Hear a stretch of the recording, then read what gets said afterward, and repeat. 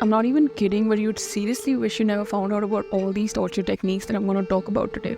This video was hell of a ride, but let's just get in together. Now, history is not very kind. And I did realize this after making this video actually. And sure as hell it puts to test the human limits. I'm pretty sure some of you all must have come across these torture techniques in which the person is being striped alive and then rotated off the hill. This was the breaking wheel torture method of punishment. Or maybe you might have heard about the brazen bull, in which a person is burnt alive. As much disturbing all of this sounds, you're not even close to knowing how far the psychological torture techniques could go. So here are a few psychological torture techniques that would actually blow your mind into half, like they did to mine. The white room torture. Imagine being trapped in a room where there's nothing but blinding white wherever you look. No windows, no pictures, just an endless sea of white. There's no sound except for a constant monotonous hum that never stops. You can't even tell if it's day or night because the lighting never changes. Days convert to nights and time loses all its meaning. You start to question if you even exist anymore. This was that nightmare. The prisoners that were put through this torture were put in a white room. Everything in that room was white. The walls, the floor, the ceiling, even their clothes and their food. Even the lights that were put in the room were put in a manner that no shadows were produced. This technique aimed at the isolation of the prisoner and total deprivation of all of his sense organs. The cell was totally soundproof and devoid of any sound, voices, or social interaction. Even the guards there would wear padded shoes to avoid making any noise. The prisoners could not hear anything but themselves. When it comes to the taste and smell, the prisoners were fed white, unseasoned rice, thus depriving them of any kind of sensation through taste or smell whatsoever. The room was smooth in literally all the surfaces, furthermore having them to lose their touch sensations as well. The shadows dance in front of you and there are constant whispers in your ears, despite knowing the fact that you are completely, utterly alone.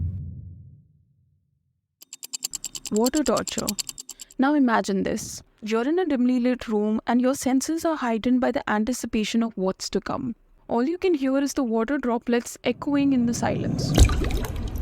They fall with irregularity with no rhythm or predictability to offer you any kind of solace. With each drop, anxiety builds and your mind is racing to brace for the next unpredictable impact. This method is known as the Chinese water torture or a dripping machine method. The Chinese water torture or a dripping machine is a mentally painful process in which the cold water is slowly dripped onto the scalp, forehead, or face for a prolonged time. This process isn't just about physical discomfort. It's about the slow erosion of mental fortitude in anticipation of the next drop.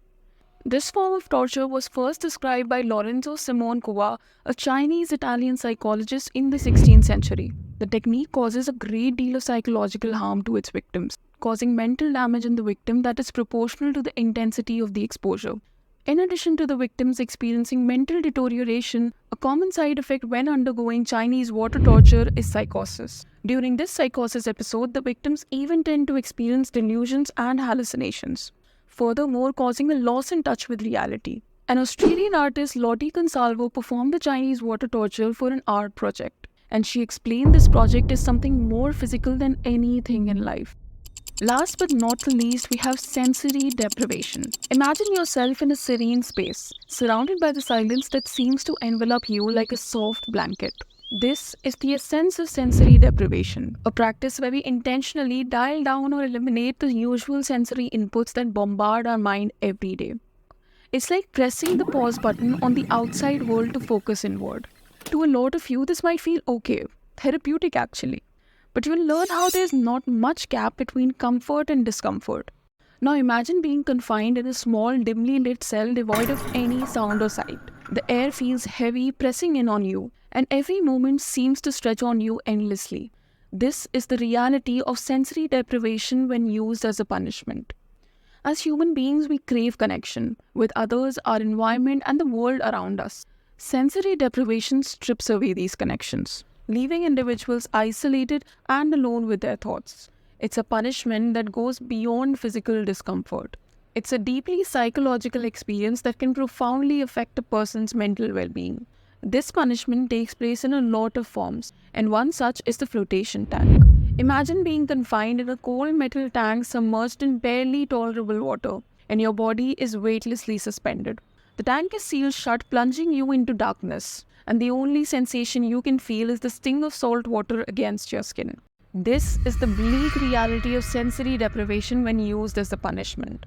Stripped of all external stimuli, you are left alone with your thoughts, your fears, and only your regrets. The absence of light, sound, and touch creates a void that consumes you, plunging you into a state of profound isolation and despair.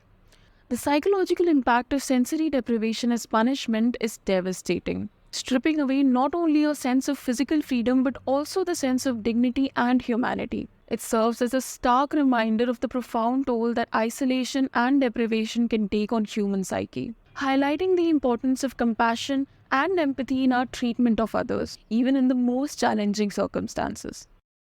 So here were a few most chilling psychological punishments noted in the history. If you know others, then please don't hold back and comment down yours in the comment section. And please consider subscribing because I've got so many new videos that you'll love to see. And for all of those who've already subscribed, thank you so much. With this, I'll take my leave for this video and I'll see you again with another better video. Till then, please like this video and share it with your friends. Bye.